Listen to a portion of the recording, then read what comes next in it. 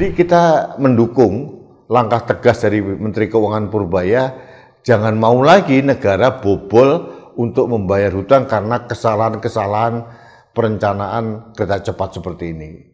Ini proyek prestigius yang tidak pernah dihitung kalkulasi bisnisnya seperti apa. Ini hanya ingin meninggalkan warisan yang prestigius bagi Jokowi, tapi ternyata meninggalkan beban yang besar bagi rakyat Indonesia.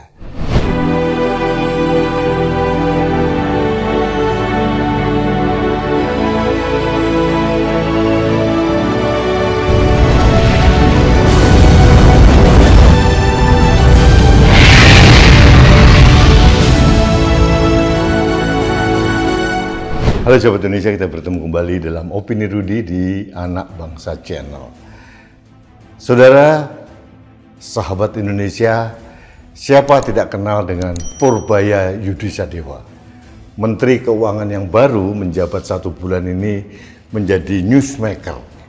Setiap hari di lini masa kita ada berita tentang Pak Purbaya. Ya, gayanya berbeda. Ada yang bilang koboi dari Lapangan Banteng. Lapangan Banteng itu adalah Kementerian Keuangan. Gayanya sangat berbeda dengan Menteri Keuangan terdahulu, Ibu Sri Mulyani. Mazhabnya pun berbeda. Pak Prabowo menunjuk Pak Sadewa dengan berbagai pertimbangan, dan ternyata sosok Pak Sadewa yang awalnya kontroversial ini ternyata dari hari ke hari menjadi media darling.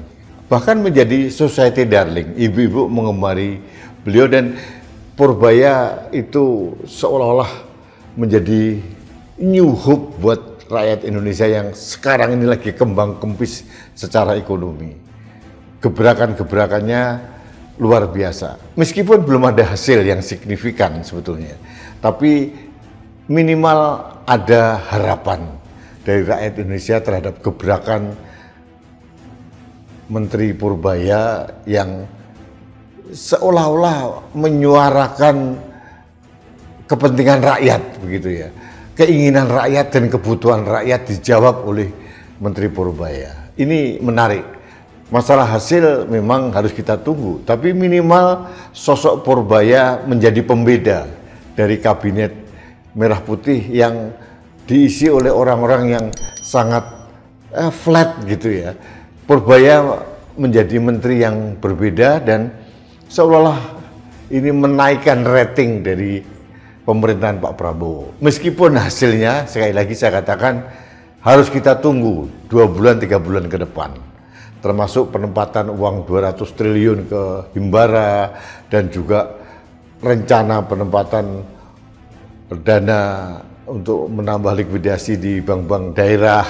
Tapi itu gebrakan-gebrakan yang luar biasa, termasuk tidak akan menaikkan cukai rokok.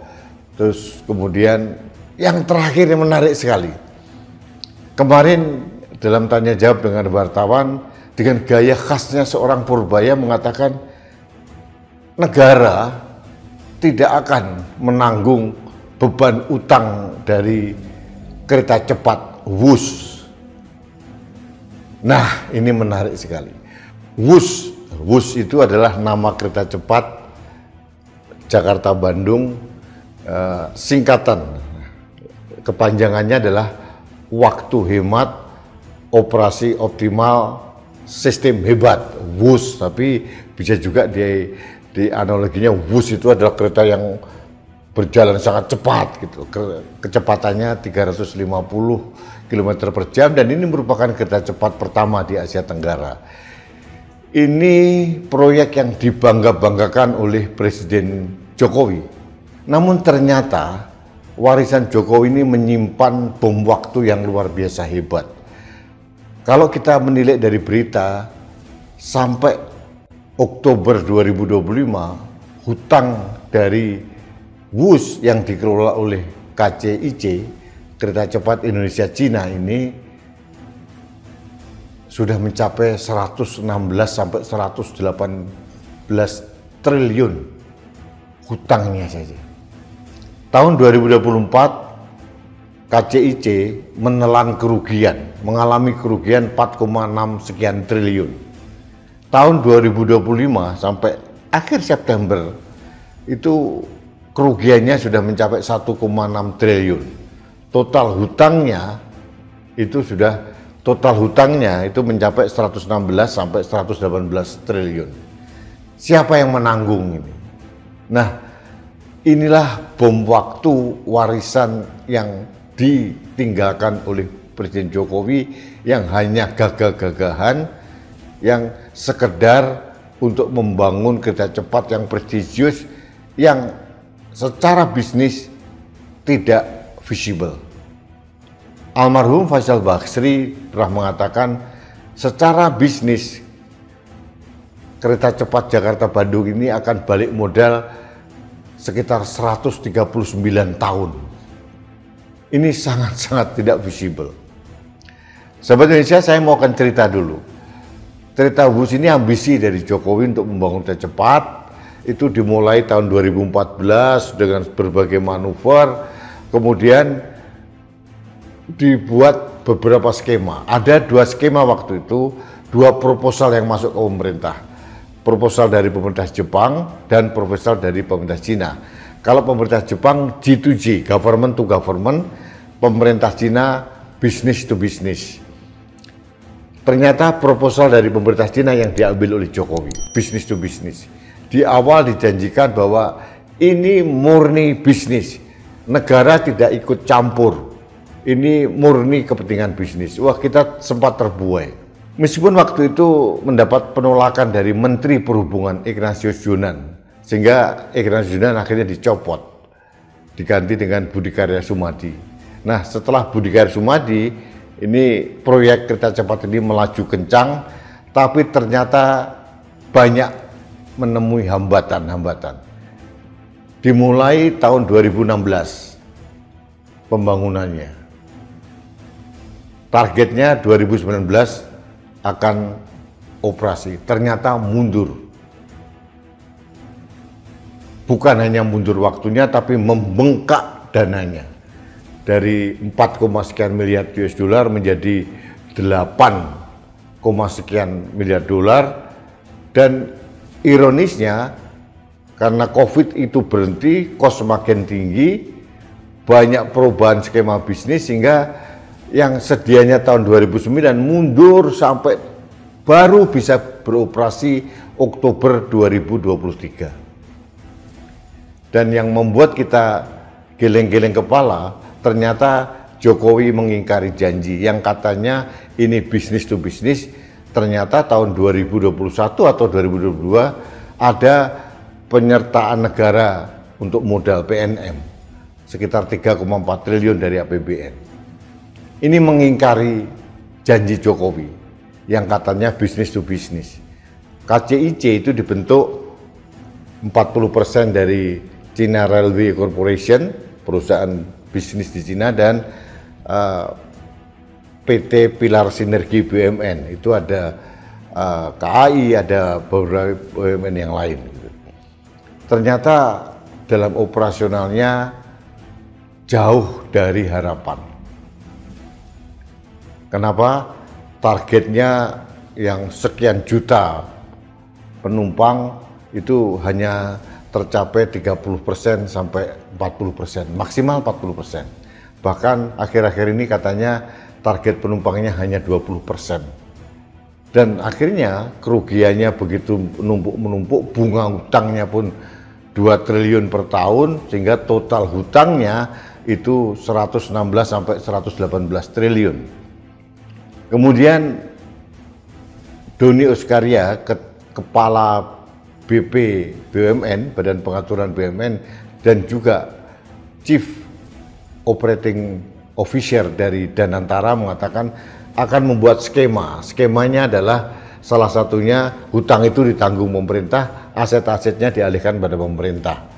Jadi skema bisnisnya dirubah. Ternyata usulan ini meskipun belum sampai ke Pak Purbaya, ditolak mentah-mentah oleh Pak Purbaya, Menteri Keuangan. Pak Purbaya mengatakan APBN tidak akan digunakan untuk turut campur membayar hutang dari operasional kereta cepat Jakarta-Bandung. Saya setuju dan kita gembira ada Menteri Keuangan yang mempunyai sikap seperti ini. Dia mengatakan harusnya dikelola oleh PT Danantara sendiri karena keuntungan BUMN yang 80 triliun per tahun ini kan sekarang dikelola oleh Danantara, bukan masuk ke Menteri Keuangan. Harusnya itu diselesaikan sendiri oleh Danantara, bukan oleh pemerintah, kecuali keuntungan BUMN dikembalikan lagi ke Menteri Keuangan seperti dahulu. Ini penjelasan-penjelasan yang logis dan memang agak nyeleneh, tapi itu bagus dan benar gitu. Jadi kita mendukung langkah tegas dari Menteri Keuangan Purbaya, jangan mau lagi negara bobol untuk membayar hutang karena kesalahan-kesalahan perencanaan kereta cepat seperti ini. Ini proyek prestigius yang tidak pernah dihitung kalkulasi bisnisnya seperti apa. Ini hanya ingin meninggalkan warisan yang prestigius bagi Jokowi, tapi ternyata meninggalkan beban yang besar bagi rakyat Indonesia. Kita ingat apa yang dikatakan oleh Pak Ignatius Jonan, bahwa dengan kereta cepat kecepatannya 350 km per jam sangat tidak visible untuk jarak pendek yang sekitar 142 km Jakarta Halim sampai Tegaluar Padalarang. Dan lucunya kalau kita ke Bandung itu tidak langsung ke pusat kota Bandung, itu berhentinya di stasiun Tegaluar Padalarang lalu ditransfer dengan kereta lanjutan yang tidak efektif ya Pak. Jadi kereta gagah-gagahan ini akhirnya terseok-seok juga. Jadi kita sependapat, uang pajak yang kita kumpulkan untuk APBN jangan digunakan serampangan ugal-ugalan seperti zaman Presiden Jokowi. Kita mendorong kepada Menteri Keuangan untuk tegas, untuk menjaga fiskal kita, jangan sampai kondisi fiskal kita itu rusak lagi seperti zaman Jokowi yang diintervensi untuk kepentingan hanya untuk meninggalkan legasi yang palsu. Itu bagi saya harus kita dorong Menteri Purbaya untuk tegas, dan saya yakin ketegasan Menteri Keuangan Purbaya ini itu pasti atas restu dari Presiden Prabowo. Jadi bagi saya inilah fenomena seorang pemimpin yang ingin mengglorifikasikan dirinya dan mewariskan proyek-proyek prestisius ya seperti IKN, seperti WUS, seperti infrastruktur yang dibangun masif kemana-mana, ternyata menimbulkan bom waktu hutang yang begitu besar. Negara kita sekarang hutangnya sudah lebih dari 9.000 triliun, itu sebagian besar adalah warisan ambisius dari Presiden Jokowi yang harus ditanggung oleh Presiden Prabowo dan pemimpin-pemimpin setelah itu. Jadi kita membutuhkan pemimpin yang tegas, dan saya terima kasih kepada Pak Purbaya yang tegas. Jangan mau lagi APBN kita yang dikumpulkan dari uang pajak rakyat, dan itu sejatinya uang rakyat yang dikelola oleh negara, jangan dibiarkan dikelola serampangan, apalagi untuk membayar atau menanggung hutang dari proyek-proyek bisnis yang ambisius yang sebetulnya tidak visible. Sorry, hari Sabtu minggu kemarin saya ke Bandung naik jalan tol, itu cuma 2 jam aman, tertib, lancar, pulangnya pun sama gitu. Belum lagi kereta Argo Gede, Argo Parahyangan, Bandung juga lancar, travel-travel banyak, Bandung bisa diambil dari segala penjuru jalan, semuanya fine. Kereta cepat membanggakan, tapi bagi saya tidak terlalu visible. Saya sependapat dengan Pak Jonan, kecuali itu kereta cepat dibangun Jakarta-Surabaya yang jaraknya 500 sampai 600 km, nah itu baru visible. Seperti kereta cepat sekarang ini.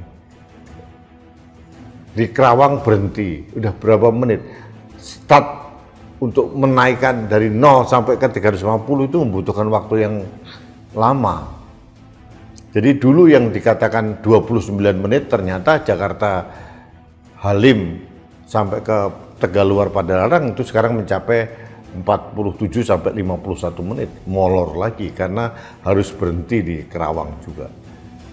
Jadi sekali lagi, poin dari opini saya adalah mendukung keputusan Menteri Keuangan Purbaya yang tidak mau menanggung hutang dari kereta cepat WUS atau kereta cepat yang dikelola oleh PT KCIC.